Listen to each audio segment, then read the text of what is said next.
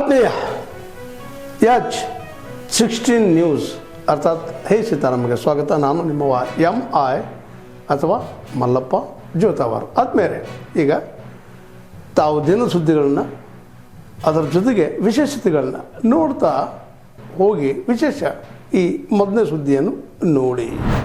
ನರಗುಂದದ ಶಾಸಕರು ಮಾಜಿ ಸಚಿವರಾದ ಶ್ರೀ CC ಪಾಟೀಲ್ ಅವರು ಕುರುಬ ಸಮಾಜವನ್ನು ಕುರಿತು ಅವಹೇಳನಕಾರಿಯಾಗಿ ಮಾತನಾಡಿದಂಥದ್ದು ಖಂಡನೀಯ ವಿಷಯ. ನಾನು ಕೂಡ ಕುರುಬ ಸಮಾಜದ ಯುವ ಮುಖಂಡನಾಗಿ ನಾನು ಅವರು ಮಾತನಾಡಿದಂಥ ಮಾತುಗಳನ್ನು ಖಂಡಿಸುತ್ತೇನೆ. ಸಾರ್ವಜನಿಕ ಜೀವನದಲ್ಲಿ ಇರುವವರು ಜಾತಿ ಧರ್ಮದ ಬಗ್ಗೆ ಎಂದೂ ಯಾವುದೇ ಕಾರಣಕ್ಕೂ ಮಾತನಾಡಬಾರದು. ಯಾಕೆಂದರೆ ಅವರವರ ಜಾತಿ ಅವರವರ ವೃತ್ತಿ ಅವರಿಗೆ ಪ್ರಮುಖವಾಗಿರುತ್ತದೆ.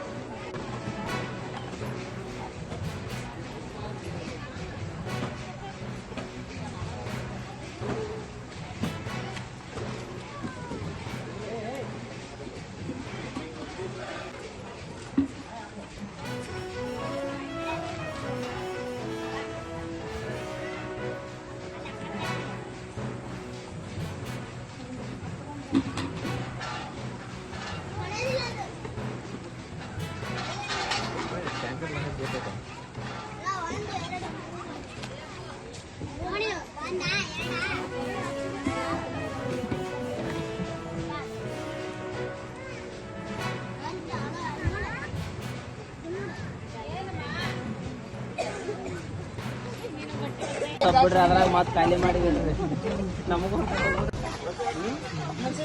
ಗಾಡಿ ಸರಳ 15-20 ವರ್ಷ ಬಂದ ಅವಾಗ ಬಂದಿದ್ದು.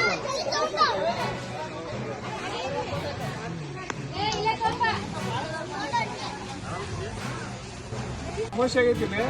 ನಮ್ಮ ಅಸಲಂ ವ್ಯಾಪಾರಿ ಅವರು ಒಂದು ಟ್ಯಾಂಕ್ ತೊಗೊಂಬಂದು ನಮ್ಗೆ ಇಲ್ಲಿ ಎಲ್ಲರಿಗೂ ನೀರಿನಿಂದ ವ್ಯವಸ್ಥೆ ಮಾಡ್ಯಾರ. ಅವ್ರಿಗೆ ನಮ್ಮ ಹೋಳಿ ಪರವಾಗಿ ಧನ್ಯವಾದವನ್ನು ಅರ್ಪಿಸ್ತಾ ಇದ್ದೀವಿ.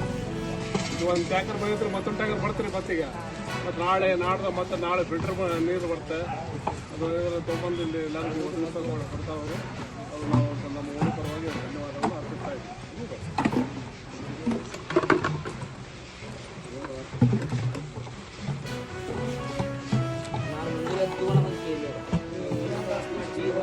ಭಾರಿ ಅನುಕೂಲ ಆಗೈತೆ. ಭಾರಿ ಅನ್ಕೊಂಡ್ರಿ 15 ದಿವಸ ಅಂತ ಒಟ್ಟ ನೀರು ಹೇಳ್ರಿ. ಒಟ್ಟ ಇಲ್ಲಿ ಒಟ್ಟ ನೀರು ಇಲ್ರಿ.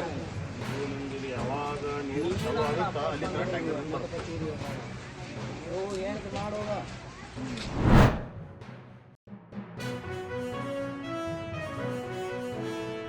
ದಿನಾಂಕ 23/3/2026 ನಾಮಪತ್ರ ಕೊಡುವುದರ ಮುಖಾಂತರ ಪ್ರಾರಂಭವಾದಂಥ ಈ ಚುನಾವಣಾ ಪ್ರಕ್ರಿಯೆ ನಿನ್ನೆ ತಾರೀಖು 9/4/2026 ಮುಕ್ತಾಯಗೊಂಡಿದೆ. ಸುಮಾರು 20 ದಿನಗಳ ಕಾಲ ನಾವು ಈ ಚುನಾವಣೆಯಲ್ಲಿ ನನ್ನನ್ನು ನಾನು ತೊಡಗಿಸಿಕೊಳ್ಳುವುದರ ಜೊತೆಗೆ ನಮ್ಮೆಲ್ಲ ಪದಾಧಿಕಾರಿಗಳು, ಹಿರಿಯರು, ಕಾರ್ಯಕರ್ತರು ಎಲ್ಲರೂ ಕೂಡ ಅತ್ಯಂತ ಆತ್ಮೀಯವಾದ ಒಂದು ಸಹಕಾರವನ್ನು ಕೊಟ್ಟಿದ್ದಾರೆ.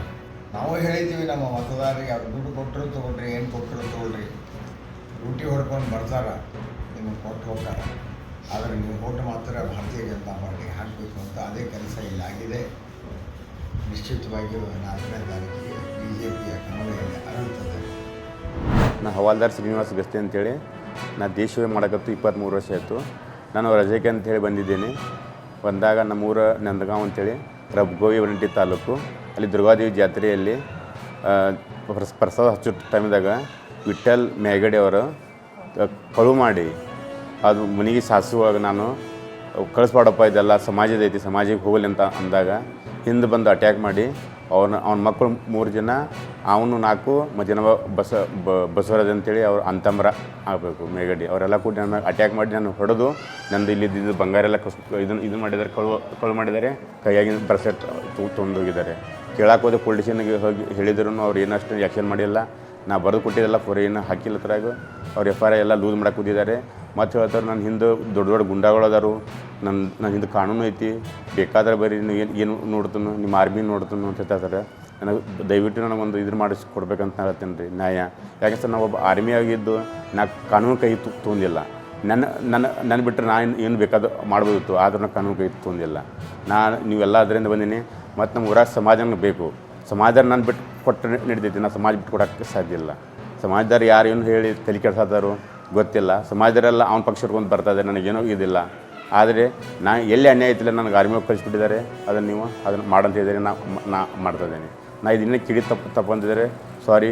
ಏನು ನಾನು ಹೊಡೆದಿದ್ದು ಕೇಳಕ್ಕೆ ಹೋದರೆ ಎಲ್ಲರಿಗೂ ನಮ್ಮ ಮ್ಯಾಗಿಂತರ ಆಫೀಸರು SP ಸಾಹೇಬ್ರ ಜೊತೆ ಮಾತಾಡಿದ್ರು ಇಲ್ಲಿ ಏನು ಆ್ಯಕ್ಷನ್ ಮಾಡ್ತಾಯಿಲ್ಲ. ಅದಕ್ಕೆ ನಾನು ಮಧ್ಯಮಿಗೆ ಬಂದಿದ್ದೇನೆ. ನಂಗೆ ದಯವಿಟ್ಟು ನನಗೆ ಇದನ್ನು ಕೇಸ್ ಒಂದು ಇದು ಮಾಡಿ ನನಗೆ ಕೇಸ್ ಇದನ್ನು ಕೊಡಿಸ್ಬೇಕಂತೇನೆ, ನ್ಯಾಯ ಕೊಡಿಸ್ಬೇಕು. ತಾವೆಲ್ಲ ಇಲ್ಲಿವರೆಗೆ ಸುದ್ದಿಗಳನ್ನು ನೋಡಿದಿರಿ, ಜೊತೆಗೆ ವಿಶೇಷ ಘಟನೆಗಳನ್ನು ಸಹ ನೋಡಿದಿರಿ. ಅದು ನಿಮಗೇನು ಅನ್ನಿಸ್ತು?